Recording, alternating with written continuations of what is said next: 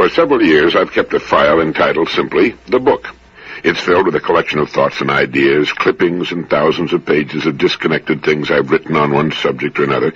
I was poking through it this morning and came across this thought from Plato.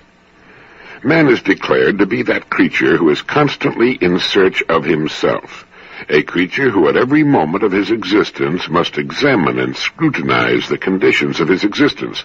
He is a being in search of meaning. He's a being in search of meaning.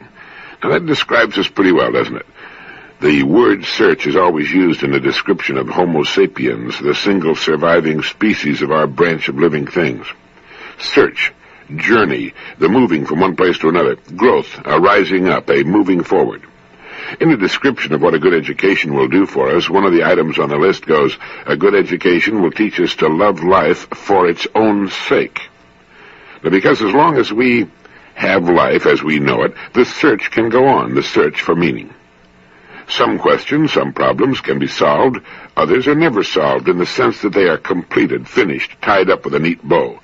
And we'll avoid a good deal of frustration, even possible demoralization, if we'll recognize problems for what they are, as the kind that can be solved, and the kind that, by their very nature, are incapable of being solved. A man named Tyrrell calls them divergent and convergent problems. The various parts of a convergent problem can be brought together sooner or later and made to fit and thus form the solution to the problem. A simple example would be represented by the problem of moving some heavy stones. To move them, they can be placed in a strong box. It serves as a container. But the stones are too heavy to lift in the box, so we add wheels to the box, making it into a wagon. The convergent parts were the box and the wheels. Once they are successfully put together, we can move the heavy stones, thereby solving the problem. The solution to convergent problems can be written down so that others, faced with similar problems, have only to read the instructions. They don't have to do the original thinking all over again. Problems we cannot solve in such a fashion are divergent problems. Their various parts defy successful and final amalgamation. At best, they can only be lived with in as successful a manner as we can achieve, and they still remain ongoing and divergent when we're finally through trying to solve problems of any kind. Life is kept going by divergent problems. They're the problems of opposites, of trying to reconcile the irreconcilable. For example, we want order, but we also want freedom. Too much order, and all freedom is suppressed. Too much freedom, and order dissolves into chaos. E.F. Schumacher, in his book Small is Beautiful, which I recommend, uses the example of freedom and discipline in education. How can children keep sufficient freedom to properly develop their inherent creativity and still knuckle under to sufficient discipline to learn what must be learned or should be learned? Schumacher says thousands of mothers and teachers successfully reconcile these opposites by bringing a third force, a higher power, to bear, the power of love. But even with the power of love and the percentage of it that comes into play during childhood, freedom has a way of giving way to so-called order. Wordsworth tells what happens, as only he could do it, in his Ode on Intimations of Immortality from Recollections of Early Childhood.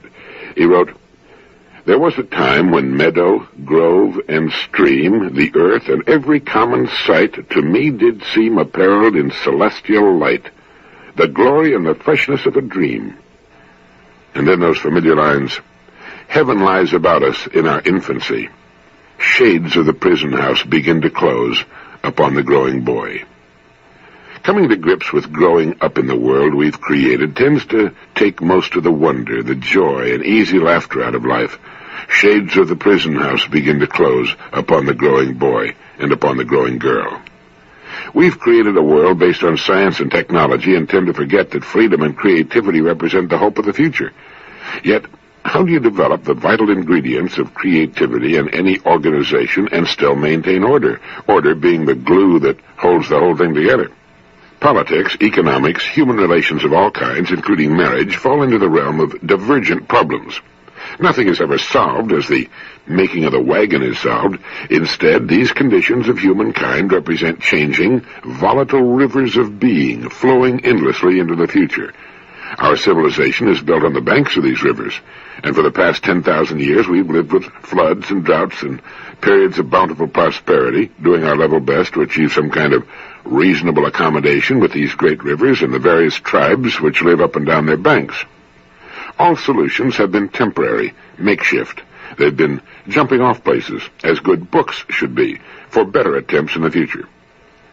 A man and his wife, or a woman and her husband, do not solve living together successfully.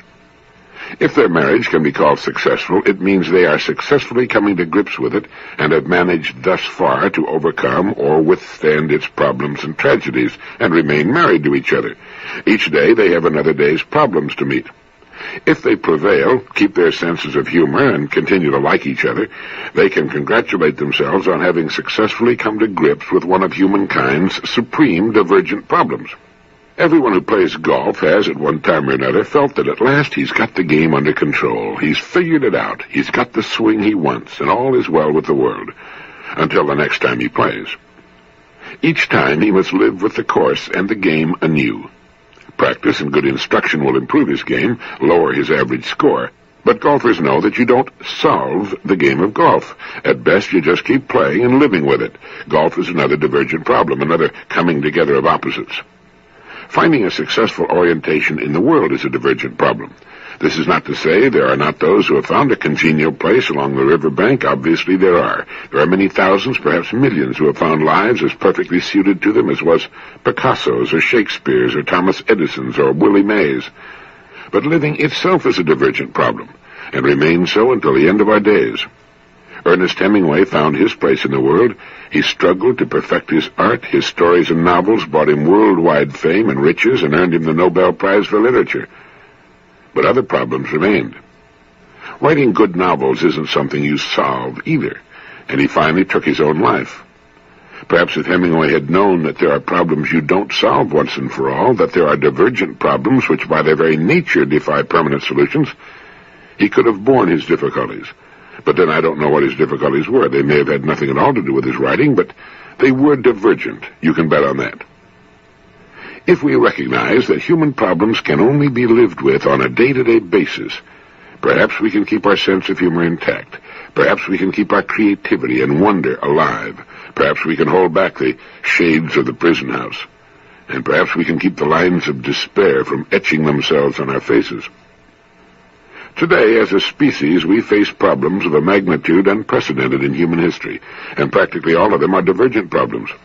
Even the survival of our species, and certainly we're worth saving, along with the brown pelican and the whale, is a divergent problem.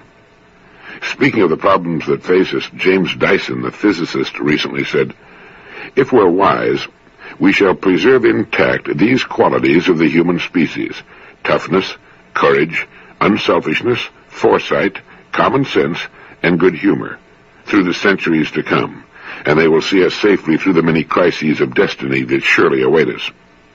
He might have added, "And we will keep our sense of wonder alive, our creativity, our capacity to think in new directions."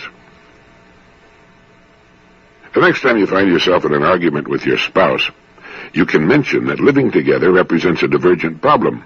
No one has ever solved it yet, and because of the very nature of the problem, no one ever will. Like life itself, it's something you live with and work at, not something you solve. A convergent problem that seems to be solved, or at least nearly so, is the problem of the fuel of the future. We've talked about this before in Direct Line, and it looks as though the fuel of the future has been decided upon. It has all the answers. Do you know what it is? When you look at the parts of the problem, it practically answers itself. The present problem has 6 parts. 1, oil, gas, and coal are too precious as raw materials for uses that they alone can serve to waste as fuel a day longer than we have to. I had a most interesting discussion on this subject recently in Calgary, Alberta, Canada. Burning up the last reserves of our fossil energy would be a crime. Second, we already have more poisonous wastes from nuclear plants than we'll be able to be rid of for thousands of years to come, and we don't want any more. Third, worldwide energy demand is growing at a pace where we must have an energy source unlimited in supply. Fourth, we need a source more powerful than current fuels. Fifth, we want one closer to consumption or easily stored and transported. And finally, we want a source that will ultimately bring costs down for all users. Well, do you know the single energy source that answers all 6 problems? It's hydrogen. We're heading into the hydrogen age and a total world hydrogen economy, and we'll produce hydrogen with solar energy. The general scientific consensus seems to be that solar-produced hydrogen energy from great man-made islands along the coastlines, when technically possible on the desired vast scale necessary for world energy needs, will be the ultimate, possibly the permanent answer to the energy shortages on Earth. It's going to be a slow transition, and petroleum resources will remain as valuable or more valuable than they are today, and there'll be other sources of energy too. But hydrogen seems to have all the answers, and in unlimited abundance.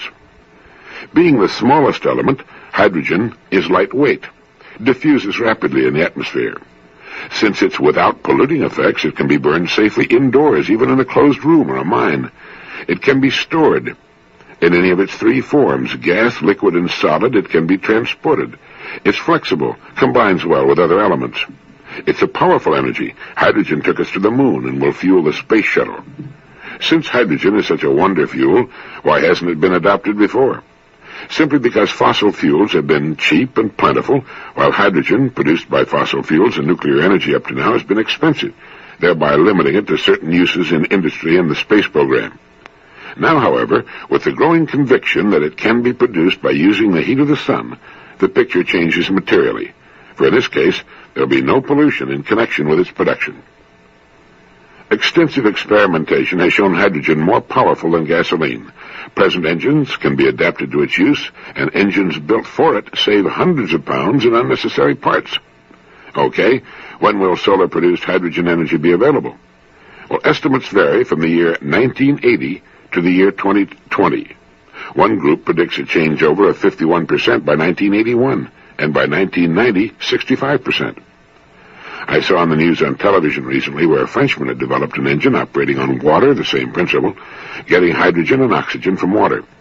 By using solar heat to decompose water and separate out of it hydrogen and oxygen, also highly important, we can acquire a pollution-free energy. Harnessing the sun's heat should be no more difficult than going to the moon once we've decided that a hydrogen economy is what we want, and soon. The country most likely to develop a workable system, to my mind, is Japan. Not only does Japan have the brains and the technology, Japan must import 98% of its present energy. With great floating platforms ringing the islands of Japan, and with most of her industry close to the seacoast, Japan could produce hydrogen and oxygen from seawater, with the hydrogen stored at depth under the sea.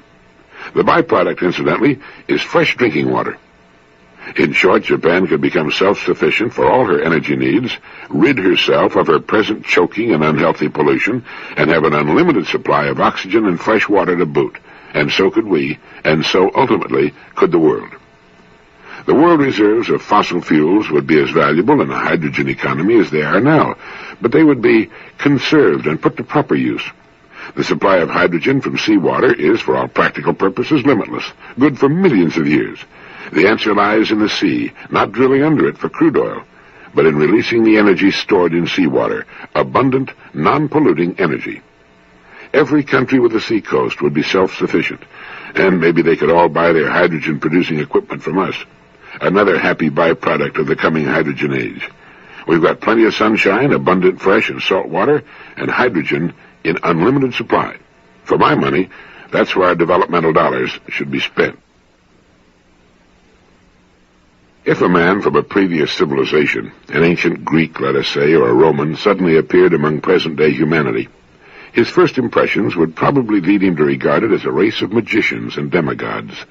But were he a Plato or a Marcus Aurelius and refused to be dazzled by the material wonders created by advanced technology, and were he to examine the human condition more carefully, his first impressions would give place to great dismay.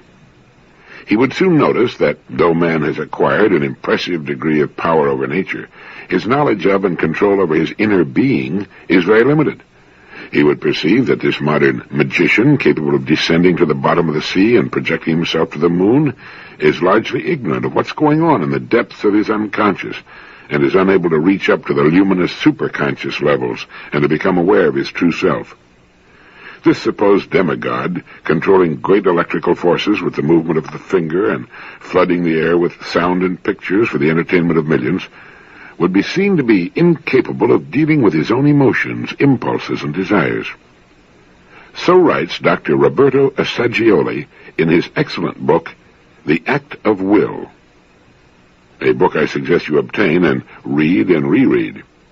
He goes on to say, as several writers, Toynbee among them, have pointed out, this wide gulf between man's external and inner powers is one of the most important and profound causes of the individual and collective evils which afflict our civilization and gravely menace its future.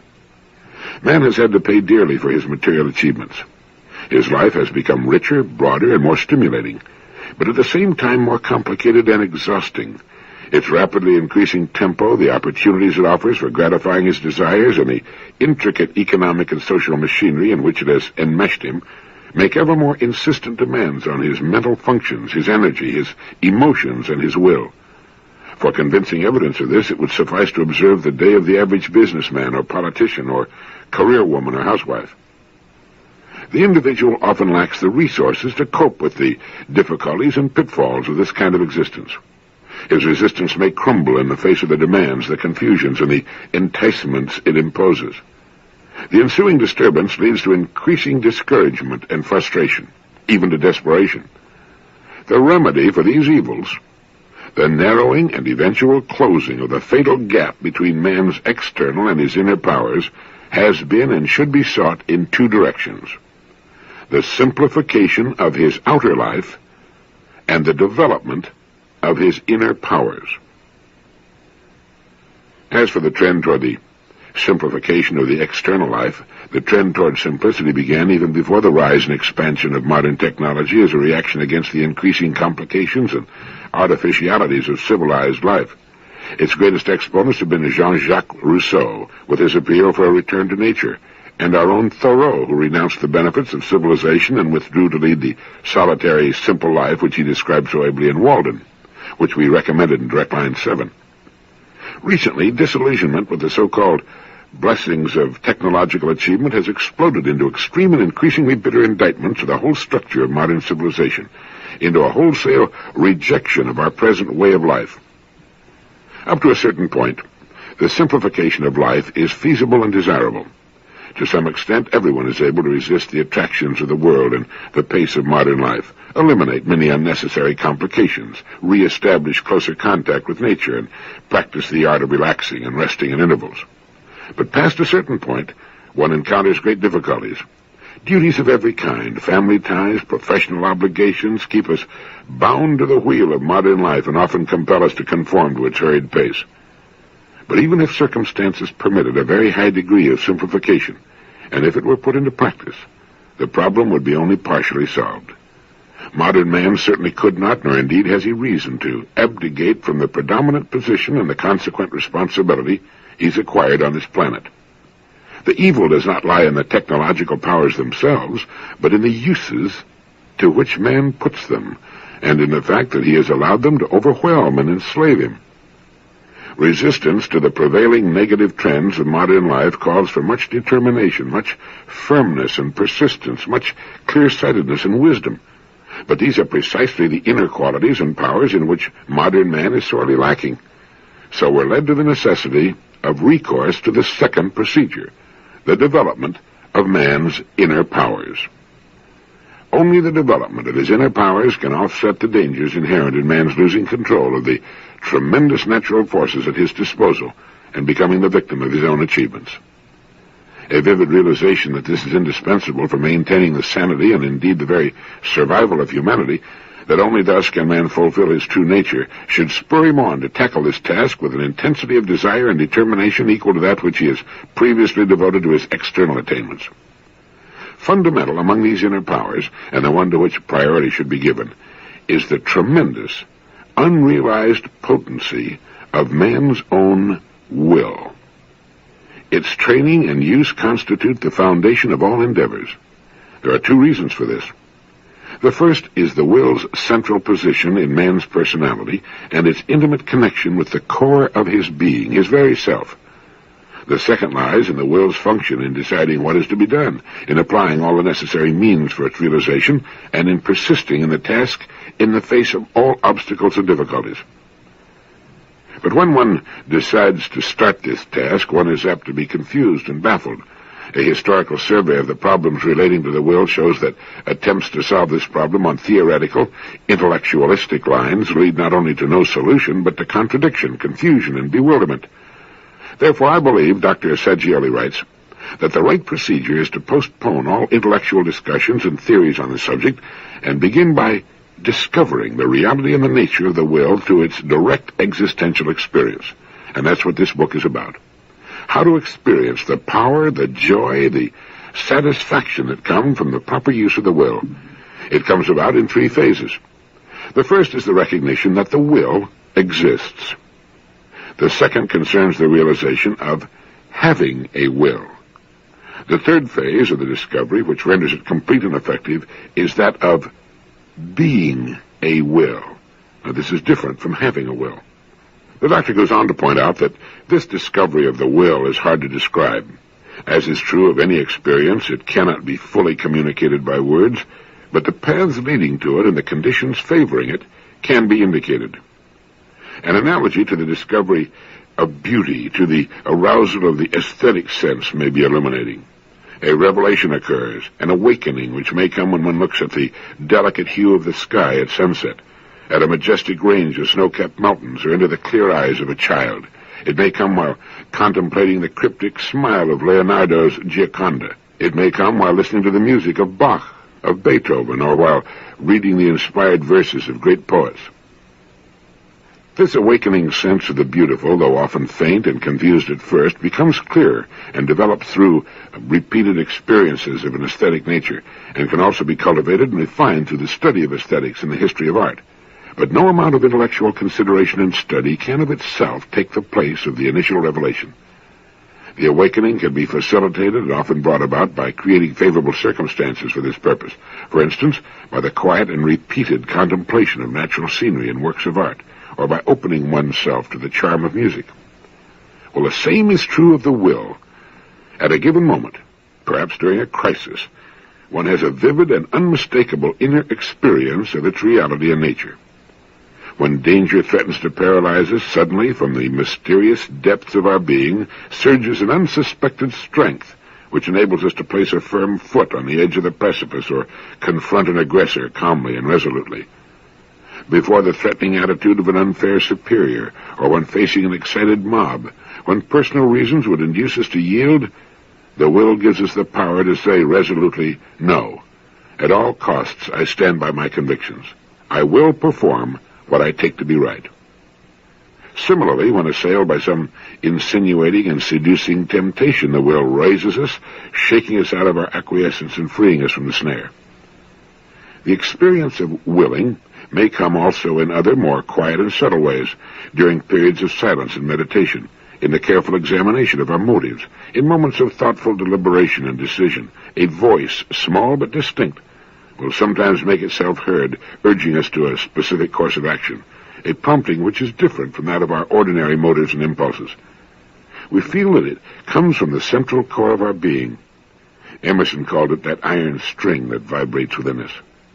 Or else an inner illumination makes us aware of the reality of the will with an overwhelming conviction that asserts itself irresistibly. However, the simplest and most frequent way in which we discover our will is through determined action and struggle. When we make a physical or mental effort, when we are actively wrestling with some obstacle or coping with opposing forces, we feel a specific power rising up within us, and this inner energy gives us the experience of willing. The discovery of the will in oneself, and even more the realization that the self and the will are intimately connected, may come as a real revelation which can change, often radically, a person's self-awareness and his whole attitude toward himself, other people, and the world. He perceives that he is a living subject endowed with the power to choose, to relate, to bring about changes in his own personality, in others, in circumstances. This enhanced awareness, this awakening and vision of new, unlimited potentialities for inner expansion and outer action gives a new feeling of confidence, security, joy, a sense of wholeness. I hope you're beginning to get excited about the act of will. I recommended it to my radio listeners also. It helps us discover who we are by becoming conscious of more of our true powers. It helps us grow toward transcendence, of connecting up with that power, that ultimate mystery that flows through everything. When you read this book, get off by yourself someplace to do it. Don't read it where you're likely to be bothered and distracted. Roberto Assagioli, M.D., is one of the masters of modern psychology, in the line that runs from Freud through Jung and Maslow. Himself a colleague of all these men, Assagioli pioneered in bringing psychoanalysis to Italy in 1910. He began simultaneously developing a critique of the Freudian contribution, pointing out that Freud had largely neglected the higher reaches of human nature, as did Maslow. Over the years, Dr. Assagioli developed a comprehensive psychology, psychosynthesis. In psychosynthesis, vision is carefully integrated with nearly all available psychological techniques into an approach which is unique for each individual. The vision of psychosynthesis sees man as naturally tending toward power and harmony within himself and with the world around him. Roberto Assagioli's new understanding of will is central to that vision and to making it real in the world. The Act of Will was first published in 1973. I particularly enjoyed his comments in Chapter 17 on the joyous will. He says the association of will with joy may seem surprising because the will has generally been considered something stern, exacting, forbidding, denying, particularly since the Victorian period. Yet the act of willing can be and often is intrinsically joyous. In order to realize this, it's necessary to have a clear conception of the nature and the various aspects and manifestations of joy. But there is not yet a coherent psychology of joy, because the scientific psychology of what Maslow aptly calls the farther reaches of human nature, of being values, or even of true health, is only now in the process of emerging. The pursuit of happiness is considered and is proclaimed in the American Constitution as a right, but rarely is a clear definition given as to what happiness means. It's understood in various and divergent ways by different individuals and groups. While it's not possible on this occasion to give the psychology of joy its due, a preliminary clarification can be offered for the better understanding of the joy of willing. One can say that enjoyment is the concomitant and the result of the satisfaction of a need, of any need. Thus, for each of the levels of needs described by Maslow, there is a corresponding kind of enjoyment. The result of the satisfaction of the basic needs can be called pleasure. The general subjective state of a person whose normal needs and desires are at least temporarily satisfied can be called happiness. The result of the fulfillment of the higher needs is joy. The good will is joyous. It creates a harmonious, joyful atmosphere, and acts of goodwill have rich and sometimes amazing results. Altruistic, humanitarian activities give deep satisfaction and a sense of fulfilling one's true purpose in life. As an Eastern sage has said, world tasks are like fires of joy. Finally, the full transpersonal self-realization, and even more the communion or identification with universal transcendent reality, has been called bliss.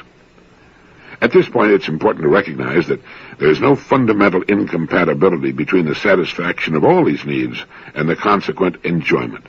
Enjoyment of the higher needs does not exclude enjoyment at all other levels. So there you have definitions of enjoyment, pleasure, happiness, joy, and finally, bliss. Something you don't run across every day of the week, right?